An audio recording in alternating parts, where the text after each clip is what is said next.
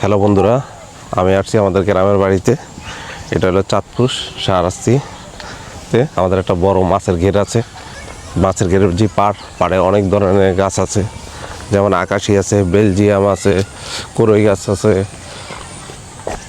কদম ফুল গাছ আছে, মোটামুটি অনেক ধরনের ফুল আছে। অলরেডি অনেক গাছ বিক্রি করে ভালো টাকা আমার আব্বা পেয়েছে, যেহেতু আমার আব্বা এগুলোর তত্ত্বাবধান করে। আর দেখতে পাচ্ছেন এখানে 3 একরের মতো একটা জায়গা, এই জায়গার ভিতরে মাছ চাষ করা।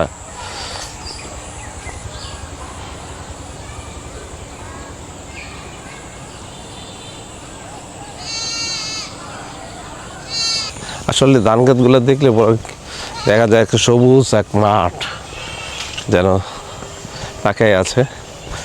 এটা হলো আমাদের পূর্ব সাইডে দেখতেই পাচ্ছেন সবুজ কত বড় এক মাঠ, দিগন্ত জোড়া সবুজ আর সবুজ। এখানে আমরা আছি।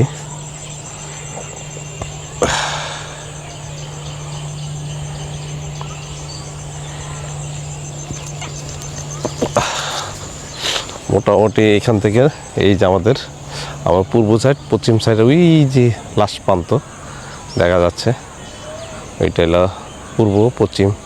ওই পারে 300% এই আমাদের বেরিটা, বুঝতেই পারছেন মোটামুটি বড়। এখানে বিভিন্ন ধরনের মাছ আছে, রুই, কাতলা, চিতল, তেলাপিয়া, মাগুর মাছ, শৈল মাছ, সাথে বিভিন্ন দেশীয় মাছ যেমন পুঁটি মাছ, চিংড়ি মাছও পাওয়া যায় এখানে মোটামুটি।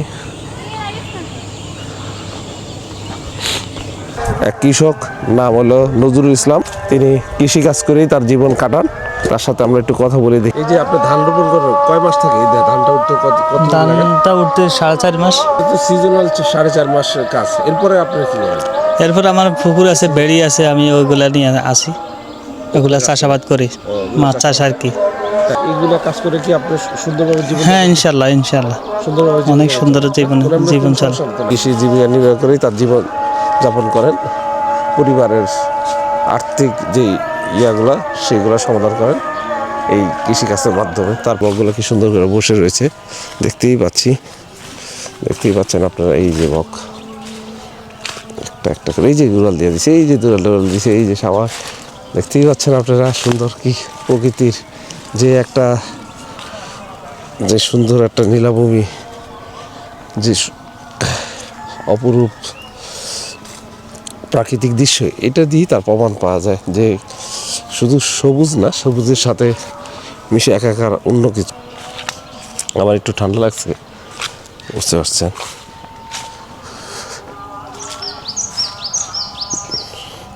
সবুজ আর সবুজ শ্যামলেরই বাংলাদেশ, প্রাকৃতিক বৈচিত্র্য এবং ভরপুর এই সূর্যদের নীলাভূমি, এই বাংলাদেশ। আমরা সেই বাংলাদেশেই, আমার গ্রাম, আমাদের যেই এখন আমরা পশ্চিম দিকে যাচ্ছি আমাদের বেরির। এখানে আমাদের বেরির পাশে 2টা ঘর আছে, তারা সাধারণত এখানে ঘর তুলছে। আমাদের বেরির উপর দিয়ে তাদেরকে যাতায়াত করতে হয়, কিছু করার নাই, আমরাও কিছু বলি না এখান দিয়ে, যেহেতু তারা হাঁটতে পারেই সেহেতু। আর এই বাসাটা, এখানে অনেকগুলা তারা মুরগি পালে, এই দেখছেন তারা নেট দিয়ে মুরগি পালে। এগুলা বাড়িতে গাছ টাছ, এই যে হাঁস, তারা হাঁসও করছে। হাঁসের অনেকগুলো হাঁস ছোট, তাদেরকে মুরগি থেকে শুরু করে সবই আছে এখানে। আচ্ছা, এই পর্যন্ত আমাদের বেরিয়ে অনেক গাছ আমার আব্বা বিক্রি করছে, যেগুলো দেওয়া, যার কারণে অনেক মোটামুটি এই দেখছেন কিছু জায়গায় গাছ, এগুলা আকাশি গাছ বলে, এই গাছগুলো কাটা হয়েছে। কাটার কারণে মোটামুটি আমাদের ভালো একটা টাকা আমার আব্বা পেয়েছে। যেন আমার আব্বা থাকে এগুলো দেখাশোনার তত্ত্বাবধানে তিনি আছেন। দেখতে পাচ্ছেন বাঁশ গাছ, পর্যাপ্ত বাঁশ গাছ। এগুলা সাধারণত আমরা প্রতি বছর আমার আব্বা বিক্রি করে বাঁশ, এবং মোটামুটি একটা ভালো টাকা এই বাঁশ গাছ থেকে ইনকাম করে। যেহেতু আমার আব্বা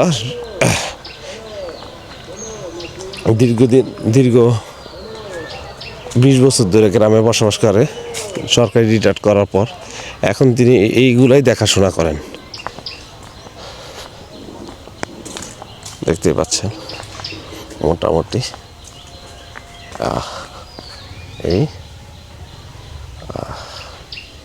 এই হলো আমাদের বেরিয়ে শেষ লাইনটুকু দেখতে পাচ্ছেন। আর এখানে আরেকটা জিনিস আপনাদেরকে বলি, দেখাই, দেখলে আপনারা বুঝতে পারবেন